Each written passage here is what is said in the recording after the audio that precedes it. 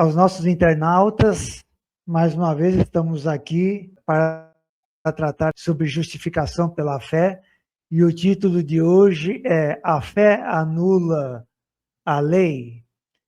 Então, todos são bem-vindos, estamos felizes com a sua participação aqui, e ao final do tema, ao final da palestra, se você gostou, dê o seu joinha, se não gostou, pode dar o seu não gostei também, e curta, compartilhe para que o algoritmo do YouTube possa entender que o vídeo é relevante.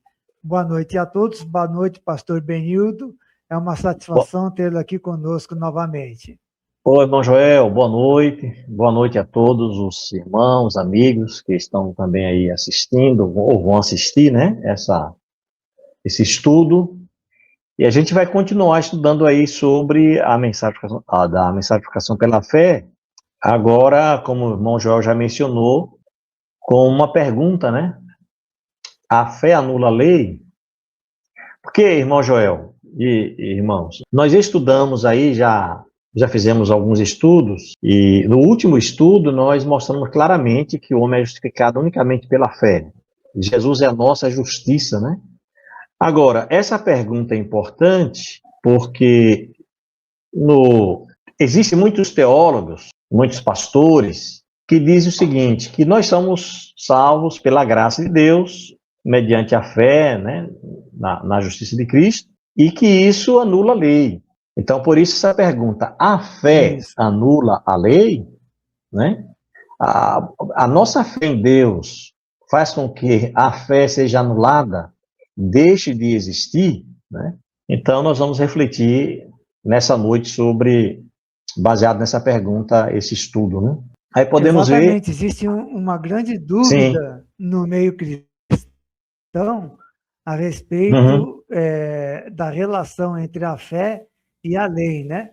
Se a fé anula a lei, ou se a lei ela é só para o tempo do Antigo Testamento, agora estamos apenas na graça, se a fé ela já existia antes no Antigo Testamento ou não.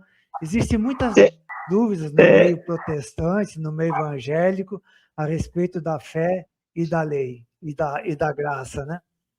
É interessante, irmão Joel, que mesmo no Antigo Testamento, a pessoa era salva pela graça de Deus, né? Nunca o homem foi salvo pela lei. Não sei como é que as pessoas confundem isso aí, sabe? Achando que no Antigo Testamento, alguns acham que a pessoa era salva pela lei, e agora na nova aliança é salva pela graça. Eu fico sem entender, porque todos que foram salvos pela graça de Deus, pela misericórdia. Exatamente. Entendeu? O senhor falando, até lembrei de Abraão, que foi o pai da fé, né? Isso. Os israelitas no deserto tiveram que obter muita fé para sair do Egito, e 40 anos tiveram que ter fé até chegar em Canaã. Enfim, justamente. Né? Mas enfim, né? Vamos lá, vamos ver o que a Bíblia fala. Pastor. Vamos lá. Nós vamos analisar um texto que está em Romanos, capítulo 3, verso 31. Romanos 3, verso 31, o apóstolo Paulo, ele assim, de cara já responde a nossa pergunta, né? A fé anula a lei? Então ele diz o quê? Anulamos, pois, a lei pela fé? Ele faz essa interrogação, né? Aí ele diz, não, de maneira nenhuma. Antes confirmamos a lei. Então o apóstolo Paulo, ele é muito claro em afirmar que a lei permanece, a lei de Deus. Irmão Joel, dentro desse tema, vocês sabem que as igrejas, muitas igrejas cristãs, elas se dividem nesse assunto. Vou explicar como. Tem um grupo de teólogos, um grupo de pastores, que acredita que a lei foi anulada, certo? A lei foi anulada. Um outro grupo de teólogos crê que a lei não foi anulada. Mas assim, o que é que eles dizem? Não, a lei não foi anulada, a lei permanece, a gente deve obedecer à lei de Deus. Só que eles dizem assim, o sábado não pertence mais à lei moral, o que pertence agora é o domingo. Então eles dizem, não, os 10 mandamentos permanecem. Só que eles trocam, tira o sábado e coloca o domingo, entendeu?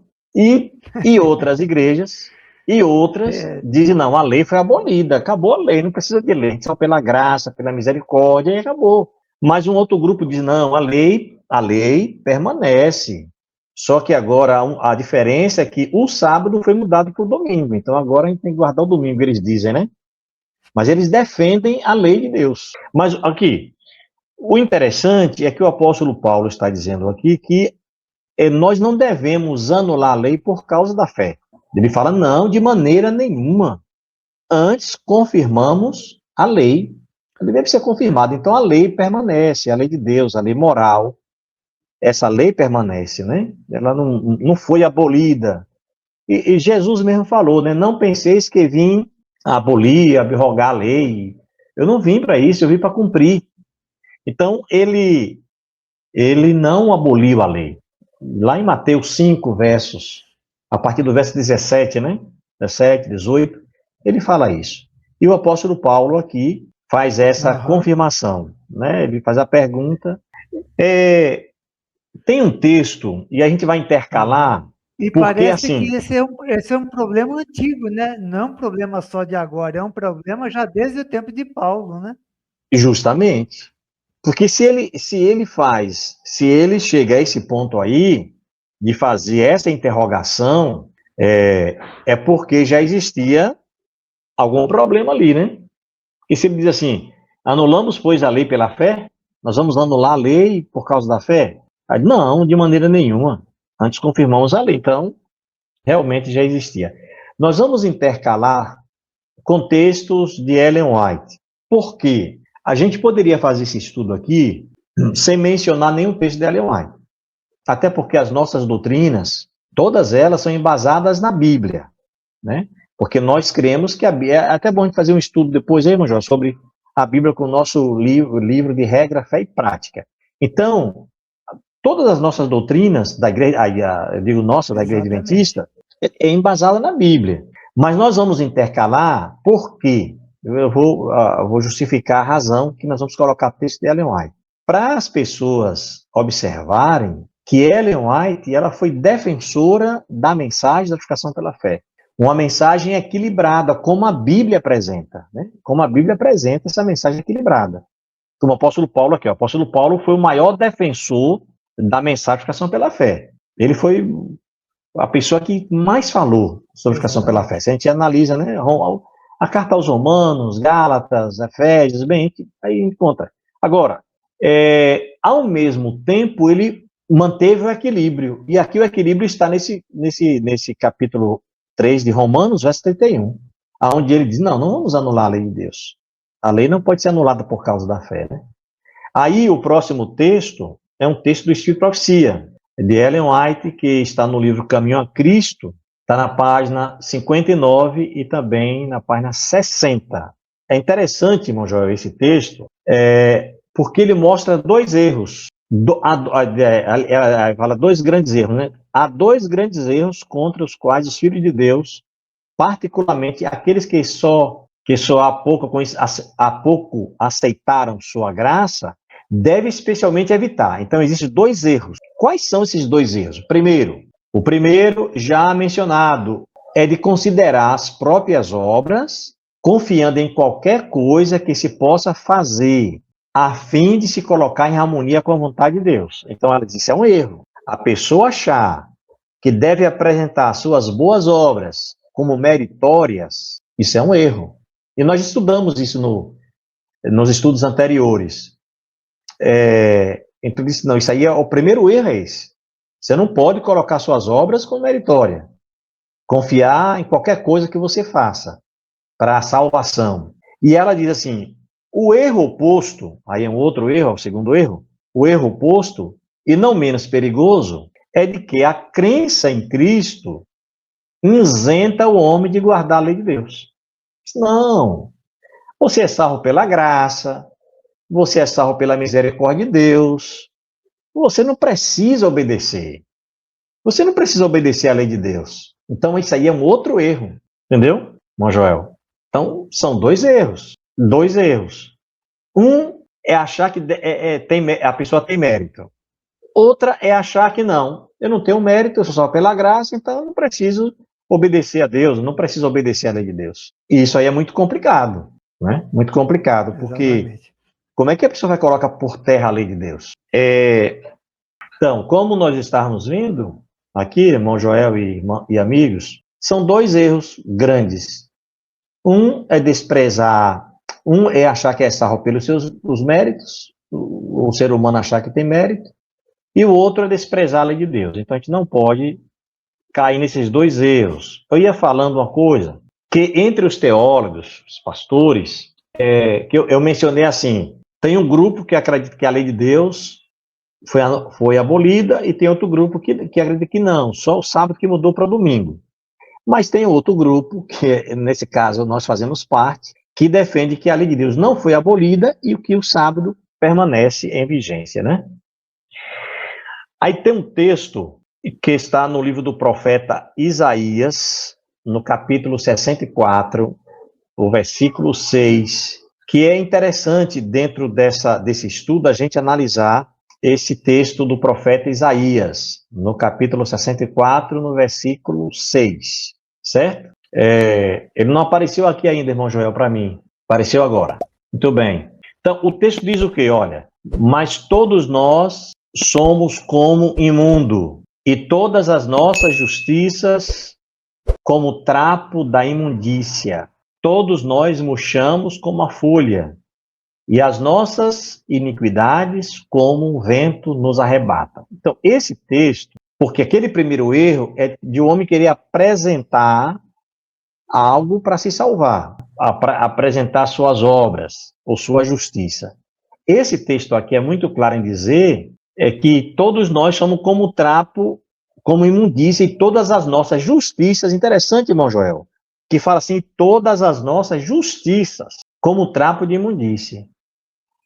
O texto não diz assim, e todas as nossas injustiças. O texto diz, todas as nossas justiças, como trapo de imundícia. Então, significa o quê? Tudo aquilo de bom que a gente faz, tudo de bom, de agradável, diante de Deus, para a questão de ser meritória para a salvação, é como trapo de imundícia, entendeu? É como trapo de imundícia. Por isso que o homem não tem mérito.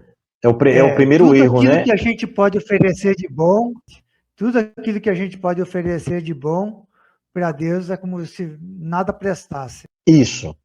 Porque a gente não é bom, né? Porque a gente é imperfeito. Justamente. Essas obras que a gente pratica, mesmo todas elas sendo boas, para Deus é como trapo de imundície. E agora, a definição de trapo de imundície, irmão Joel, é que trapo de imundície nos tempos bíblicos poderiam ser os panos utilizados no período menstrual da mulher, ou ainda os panos usados por leprosos para limpar as feridas, que muitas vezes cheiravam mal, e em alguns casos já em processo de putrefração. Olha que coisa! Como é que Deus considera as nossas justiças, as coisas boas que a gente faz, como trapo de imundícia, como está lá no profeta Isaías. E trapo de imundícia é algo que é repugnante, porque quando a gente analisa nos tempos bíblicos o significado de trapo de imundícia, é isso aí. Era os panos utilizados pelas mulheres no período menstrual, ou ainda os panos usados pelos leprosos. E quando eles tiravam, irmão Joel, aqueles panos, aquele pano vinha com sangue, com pus, com pele. Aquilo tem que ser descartado, né? Então aquilo era imundo. Então Deus considera as nossas justiças como esses trapos de imundícia. Olha que coisa, viu? É muito sério, né? Tipo bandagem de doente, né? Isso. Tipo então, curativo de hospital. Isso. Ainda continuando dentro desse aspecto que o homem não merece a salvação, e ele não tem condições, né, de confiar em suas obras para a salvação, nós vamos encontrar dois textos que eu acho interessantes, um está em Romanos capítulo 3, verso 23, e o outro está em Lamentações 3, 22 e 23. O apóstolo Paulo, ele vai dizer em Romanos 3, 23 assim: pois todos pecaram e carecem da glória de Deus. Todos pecaram e necessitam da glória de Deus. Aí, em Lamentações 3, 22 e 23, diz assim: as misericórdias do Senhor são a causa de não sermos consumidos, porque as suas misericórdias não têm fim, renovam-se cada manhã. Ou seja, se não fosse as misericórdias do Senhor, nós seríamos consumidos. Nós não temos nenhum mérito para a salvação. Todos pecaram, todos são pecadores e carecem da glória de Deus. E são por causa dessas misericórdias do Senhor que nós não somos consumidos. Então, assim, nós somos salvos pela misericórdia de Deus, pela bondade de Deus, por termos aceitado a graça que Ele nos ofereceu através do sacrifício de Jesus, né? Tanto que o apóstolo Paulo vai dizer em Efésios, capítulo 2, versos 8 e 9, porque pela graça sois salvos, mediante a fé. Isso não vem de vós, é dom de Deus. Não vem das obras para que ninguém se glorie. Então, assim, nós estamos analisando, porque são dois erros. Nós estamos analisando agora o primeiro erro, que é confiar nos méritos, né? Confiar na sua própria justiça, naquilo que a pessoa faz de bom. Então, Deus não aceita. E por isso a pessoa não é salva pelos seus méritos. Aí tem um pensamento no livro Fé e Obras, na página 21, irmão Joel.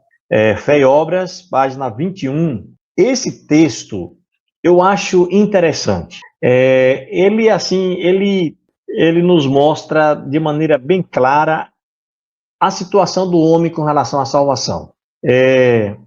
Olha que texto interessante, irmão Joel.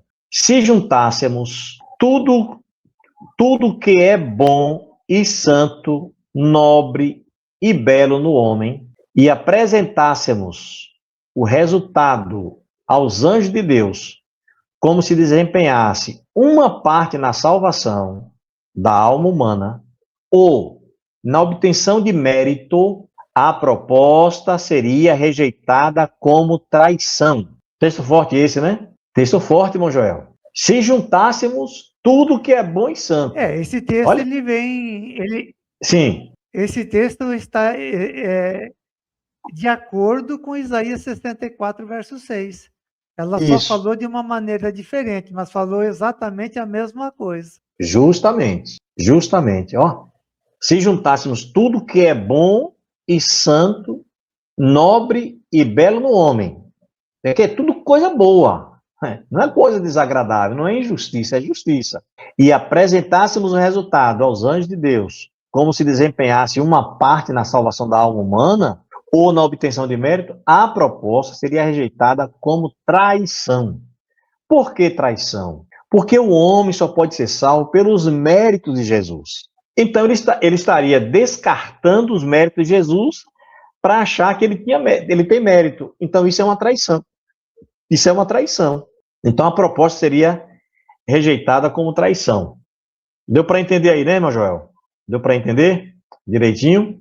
Esse texto é interessante, né? Tá dando para entender, sim. Que veja só, por que seria uma traição?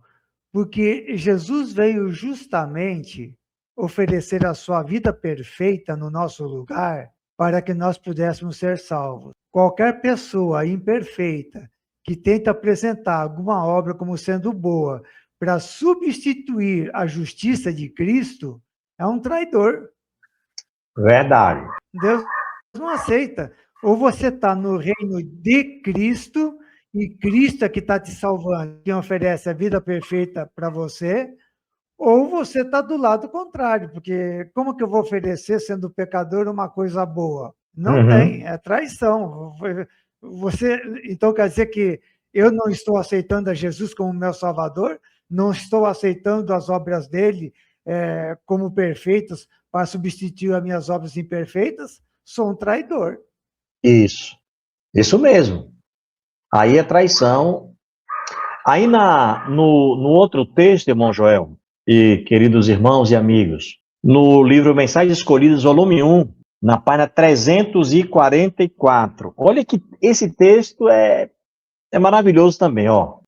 Os serviços religiosos, veja, serviços religiosos, o louvor, a penitente confissão do pecado, sobem dos crentes fiéis.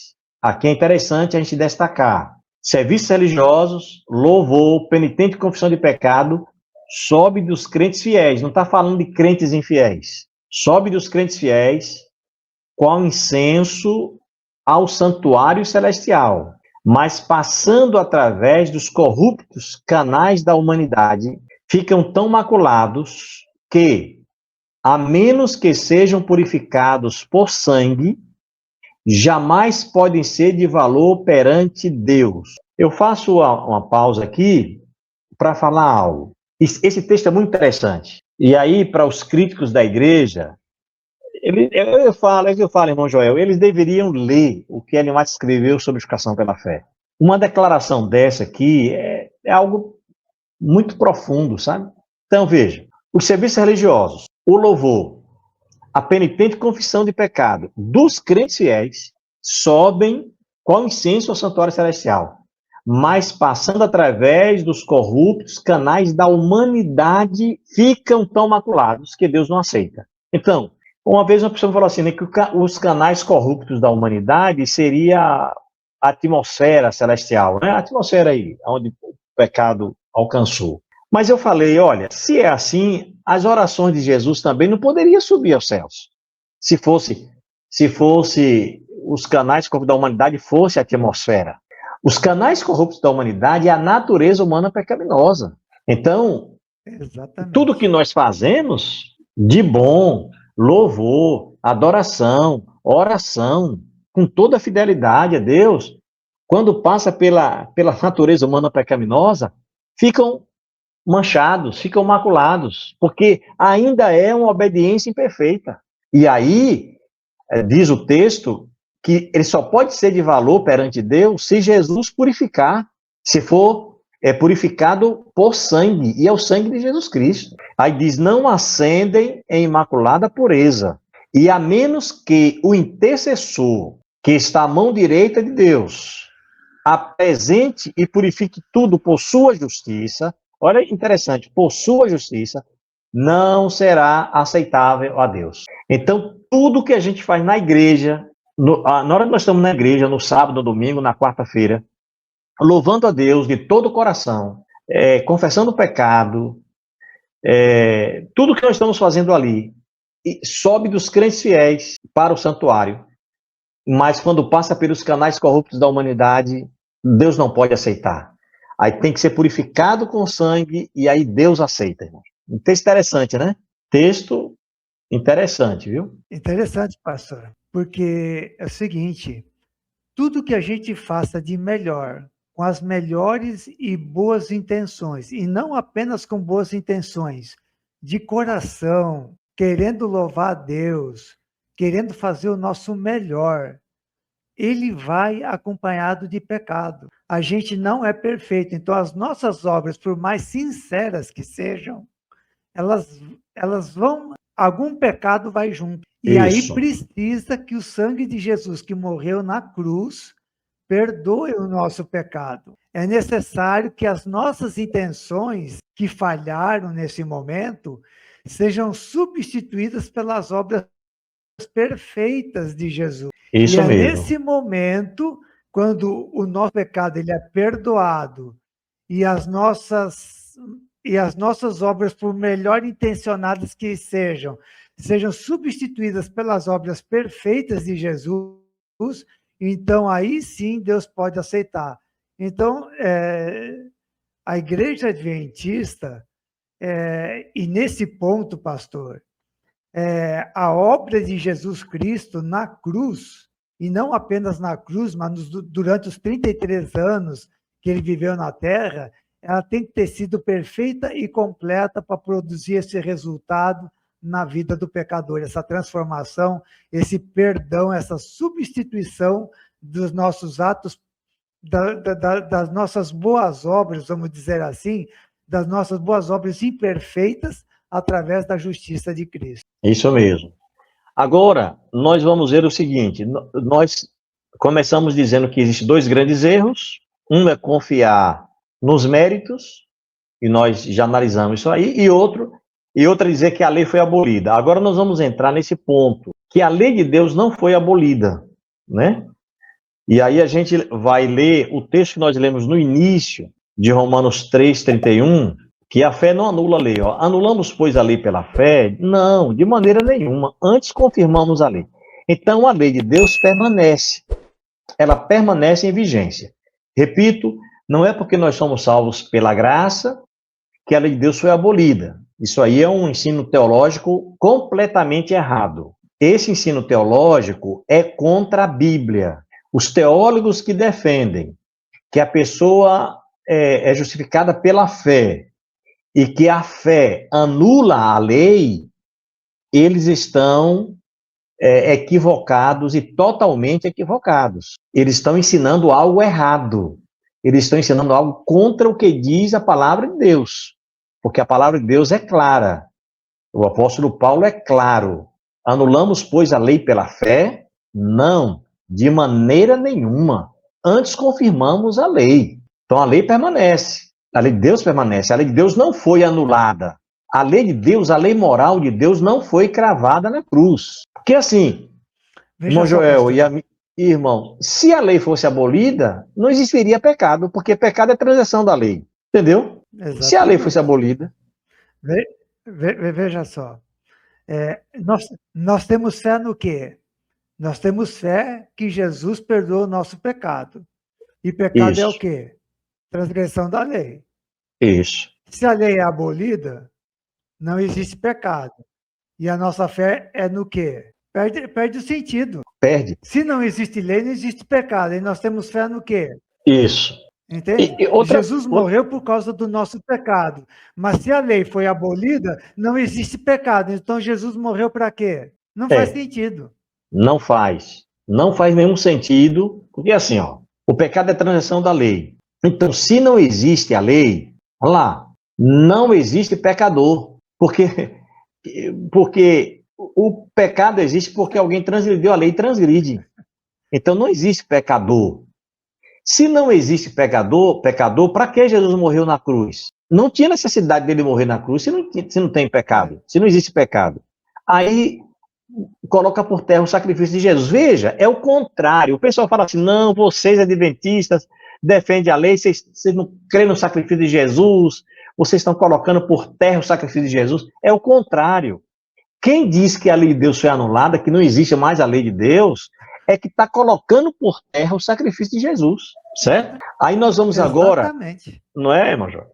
Agora nós vamos analisar um texto dentro desse aspecto que a lei não foi abolida, que permanece em vigência, que nós vamos ver em Romanos capítulo 6, verso 1 e 2 agora, que é o próximo slide, que é assim, que a graça não aboliu a lei.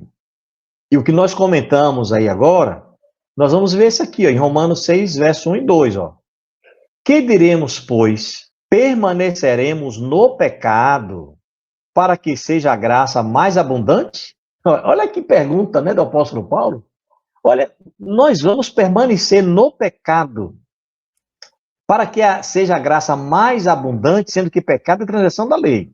Aí ele diz, de modo nenhum. Como viveremos ainda no pecado, nós os que para ele morremos? Como é que nós vamos continuar no pecado? A pessoa aceitou a Jesus, diz que aceitou o sacrifício de Cristo e continua bebendo, fumando, roubando, matando, adulterando, fazendo tudo errado. Que graça é essa? Né? Que salvação é essa? Então o apóstolo Paulo, ele faz a pergunta, uma pergunta retórica, que diremos, pois, permaneceremos no pecado para que seja a graça mais abundante, nós vamos permanecer no pecado? Não, de modo nenhum.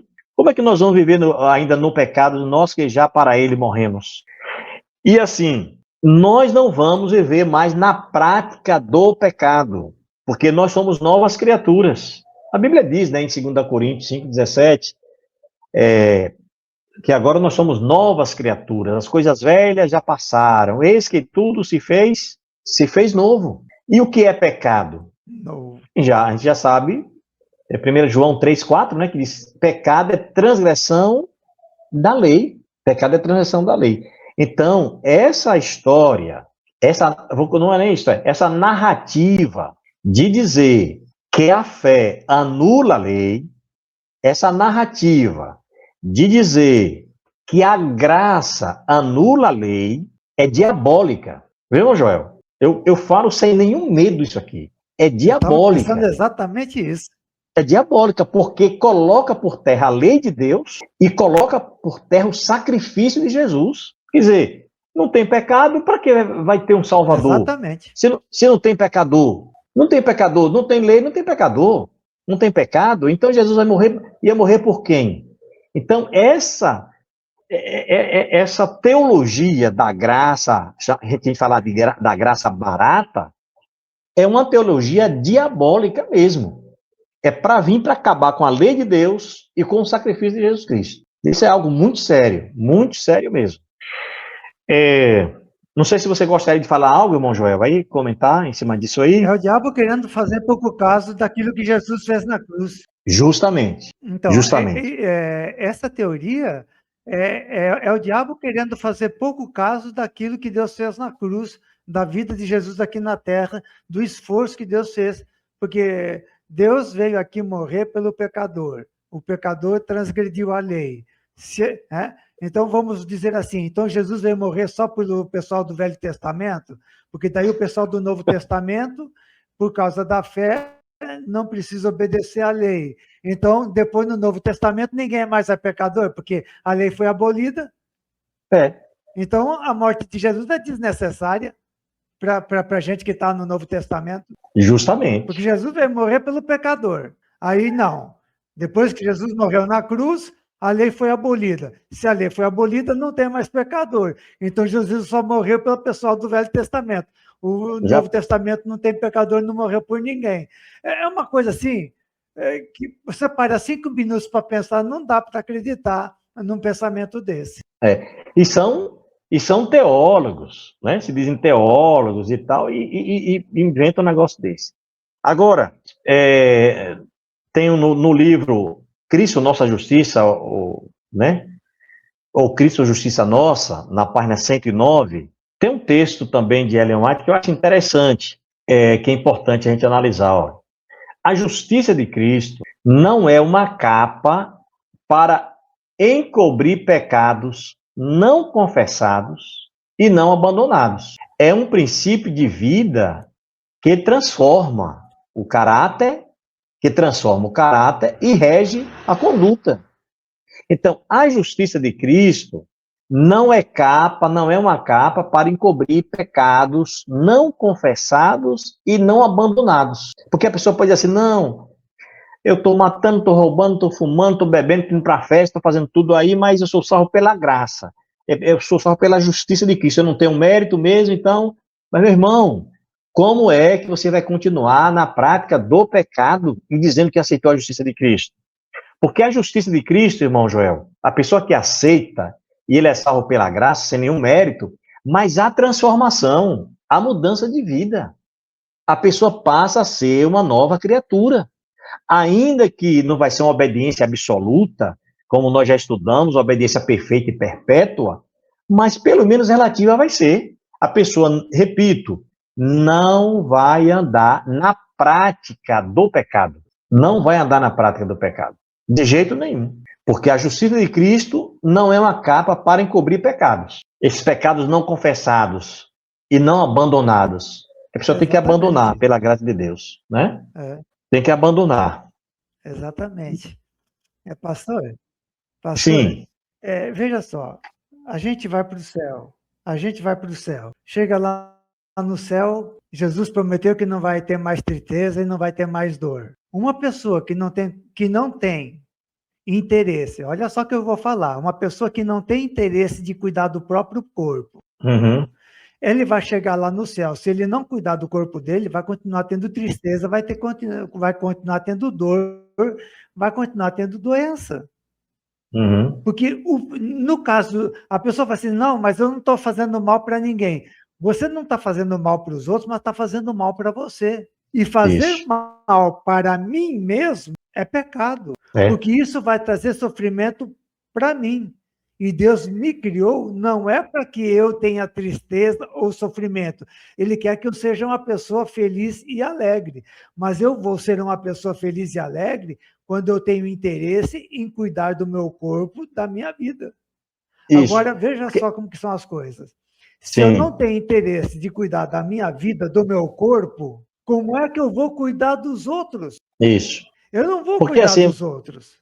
com Se certeza. eu não tenho interesse em cuidar de mim, não vou cuidar dos outros. Aí você vai lá para o céu e já quebra a segunda parte dos mandamentos que diz: amarás teu próximo como a ti mesmo. Quem não se Justamente. ama é incapaz de amar os outros. Quem não gosta Isso. dele e está pouco se lixando por sofrimento dele com doença, né? É complicado. Por exemplo, a gente está falando de transição da lei, que a pessoa vai obedecer a Deus, né? Vai ter prazer em andar na lei de Deus, né? A pessoa que é revestida da justiça de Cristo não vai ter. Nós vamos ver isso aí na conclusão, mas assim, você mencionou aí, por exemplo, uma pessoa que bebe, fica tomando cachaça e fuma, né? Ele está prejudicando o corpo dele, que é templo do Espírito Santo, não é isso?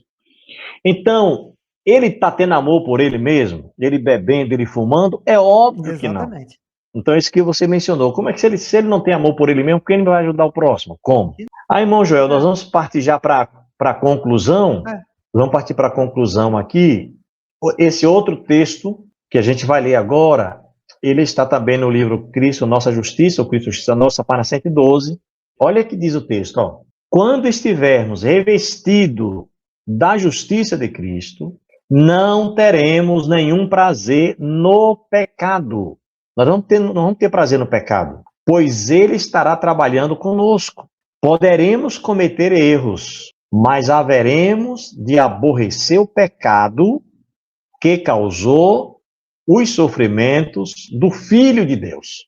Ou seja, a pessoa, quando aceita a justiça de Cristo, a pessoa não vai ter prazer no pecado. Aí está o diferencial do cristão para o não cristão. Porque o não cristão, quando ele falha, quando ele erra e quando ele pratica o pecado, ele tem prazer no pecado. Ele até se gloria no pecado, entendeu? Ele até se gloria, tem prazer, e diz que pecou, que fez isso. O cristão, o pecado na vida do cristão é um acidente. E quando acontece algo, ele sente tristeza. Ele não sente prazer, ele não sente alegria. Então, a pessoa revestida da justiça de Cristo não vai ter prazer no pecado. Ou seja, o que significa isso? Ele vai ter prazer em obedecer a Deus. É como diz o Salmo 1, né? O Salmo, não é o Salmo 1? Que diz, bem-aventurado o homem que anda no caminho do Senhor, que o seu prazer, não é isso? Está na lei do Senhor. O prazer do cristão é obedecer a Deus. Quem foi justificado pela fé, o prazer dessa pessoa é obedecer a Deus. É assim, eu vou ler aqui o texto, ó. Não está no slide aí, eu vou ler aqui. De Salmo 1, verso 1. Bem-aventurado o homem que não anda segundo o conselho dos ímpios, não se detém no caminho dos pecadores, nem se assenta na roda dos escarnecedores. Verso 2. Antes tem o seu prazer na lei do Senhor, e na sua lei medita de dia e de noite. Então, o prazer do cristão é meditar na lei de Deus e não violar. Então, esse texto aqui, quando estivermos revestidos da justiça de Cristo, não teremos nenhum prazer no pecado, pois ele estará trabalhando conosco. Poderemos cometer erros, sim, mas haveremos de aborrecer o pecado que causou o sofrimento do Filho de Deus. Muito claro, sabe, irmão João? Muito claro. Eu acho que não resta dúvida nenhuma de que a justificação pela fé, que é uma mensagem de Deus, mas ela não dá direito ao homem de viver desobedecendo a palavra de Deus. A justificação pela fé não dá direito ao homem de andar violando a lei de Deus e ainda mais ensinando que não precisa obedecer os mandamentos de Deus, não precisa obedecer a lei de Deus, que a lei de Deus já foi abolida, essa teologia é estranha. Essa teologia não é baseada na Bíblia, é teologia nas especulações humanas, não com base na palavra de Deus. Deu para entender, né? Deu para entender, né, irmão Joel? Exatamente, Paulo. O negócio é o seguinte, o pecado entrou no mundo porque Adão e Eva acharam que as ordens de Deus não eram perfeitas, que eles podiam fazer melhor, né? Isso. Agora, o processo para a gente se tornar filho de Deus é o inverso. A gente está acostumado com o pecado e a gente deve ter fé que a lei de Deus é boa e faz para a gente, confiar nele e nos voltar para Deus. Porque o pecado entrou no mundo porque Adão e Eva confiaram nele, confiaram o caminho de volta, ele percorre a mesma trilha, agora só que no sentido inverso. Agora confiando em Deus, tendo fé em Deus e acreditando que aquilo que Deus nos oferece é do bom e do melhor. Justamente. Bem, nós chegamos aí à conclusão do nosso estudo de hoje, analisando que nós não devemos anular a lei de Deus, em resumo, né? Anular a lei de Deus por causa da fé. A fé em Cristo não vai dizer que não precisa obedecer à lei, que a lei foi abolida, nada disso. Pelo contrário, a pessoa vai ter prazer em obedecer, mesmo, repito, mesmo de maneira relativa, mas vai ter prazer em obedecer à lei do Senhor. Então, apelo aí para os irmãos, para os amigos, vamos confiar na justiça de Cristo, nos méritos de Jesus. Nós não temos mérito nenhum. Nós somos salvos pela graça e pela misericórdia de Deus, como nós já vimos aqui nesse estudo também, nos estudos anteriores e nesse também. Isso é um erro, confiar nas obras. O outro erro é achar que a lei de Deus foi abolida. Aí é outro erro, né? Que nós analisamos aí, que é o segundo erro, igual ao primeiro. E assim, meus irmãos, compartilhe essa live com outras pessoas, compartilhe aí com seus amigos, no WhatsApp, pessoas de sua família, para que possa compreender a importância da mensagem da justificação pela fé. É importante a gente entender. Essa é a principal mensagem para nós, tá bom? Deus abençoe, dê a paz e dê a graça. Irmão Joel, muito obrigado. Foi muito bom participarmos mais uma vez juntos e vamos marcar uma outra em breve para continuar estudando aí a palavra do Senhor, a palavra de Deus. Realmente, foi muito bom, né? Nós conseguimos ver nesse estudo que a fé não anula a lei. Outros estudos vão vir, o senhor já tem engatilhado qual vai ser o próximo estudo que a gente vai ter, pastor? Olha, eu acho que assim, já deu para explicar bem essa questão da justificação pela fé, não é? Eu acho que já deu para clarear bem aí. O que a gente pode estudar agora são outros assuntos.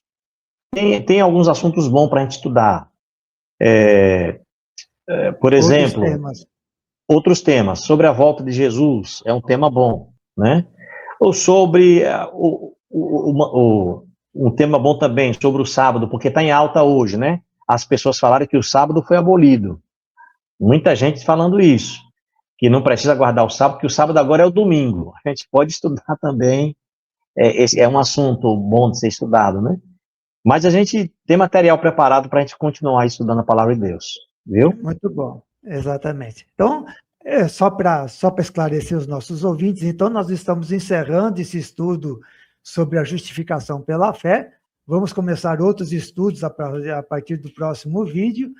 E se você gostou, né, deu o seu gostei ou não gostei, compartilha com outros para que o YouTube entenda que é relevante, faça comentários, compartilhe nos seus grupos de Facebook, de WhatsApp, o pessoal da sua igreja, né, para que esse assunto possa ser bem entendido com todos. Nós vamos deixar isso aí fixado no YouTube, né? No meu caso, eu tenho uma playlist exclusivamente sobre justificação pela fé. Lá vão estar todos os vídeos desde o começo até o final, para você poder recapitular.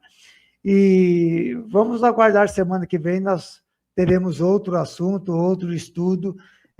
Vamos estudar, ver o que é interessante. E se você quiser sugerir, né, um estudo para a gente fazer, um novo estudo, deixe nos comentários, coloque no seu comentário qual que é o assunto que você gostaria que fosse tratado, para que a gente possa atender a sua necessidade espiritual e a sua necessidade de conhecimento da Bíblia de uma maneira mais prática, né? Através do YouTube, através de áudio. Nosso agradecimento ao pastor Benildo pelo seu trabalho, pelo seu esforço, aos nossos ouvintes, aos nossos internautas, e que todos tenham uma boa noite, né? No caso aqui é boa noite, mas não sei na hora que você vai estar assistindo, se vai ser de dia, de tarde, enfim, o Senhor Jesus Cristo. Amém. Deus abençoe a todos.